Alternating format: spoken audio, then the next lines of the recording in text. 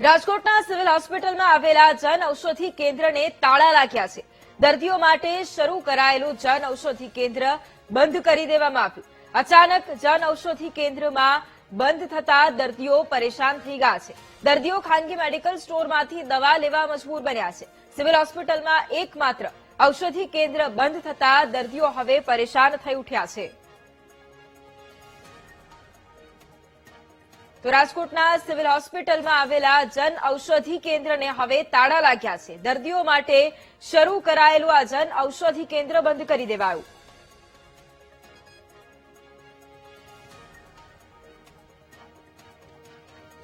અને આજ મુદ્દે સંવાદદાતા ભાવેશ લાઈવ જોડાયા છે। ભાવેશ, રાજકોટના સિવિલ હોસ્પિટલમાં આવેલું જન ઔષધિ કેન્દ્ર કે જેને એકાએક તાળા લગાવી દેવામાં આવ્યા છે, બંધ કરી દેવામાં આવ્યું છે, કારણ શું સામે આવ્યું છે અને દર્દીઓ કેટલા પરેશાન થઈ રહ્યા છે?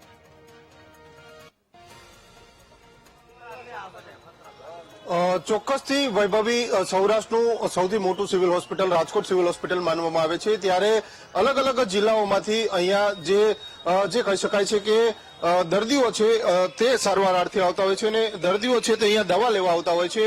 હાલ આજે દર્દીના સગા છે તે ફાઇલ લઈને આવ્યા છે અને આ મેડિકલ સ્ટોરમાં દવા લેવા માટે આવ્યા છે, પરંતુ તેમને ધક્કો થયો હોય તેવું લાગી રહ્યું છે।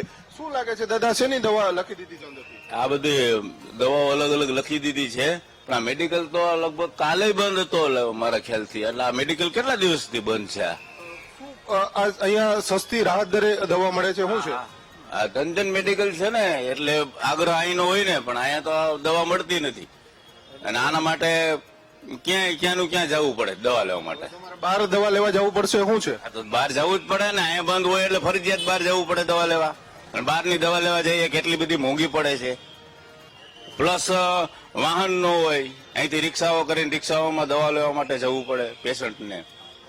આના માટે કઈક રસ્તો કરવો જોઈએ દરેકને।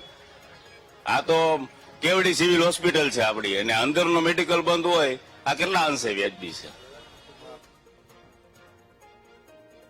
બધી જ્યાં લોકો દવા લેવા આવે એ લોકો દવા બહારથી લે તો મોંઘી કેવડી દવા પડે?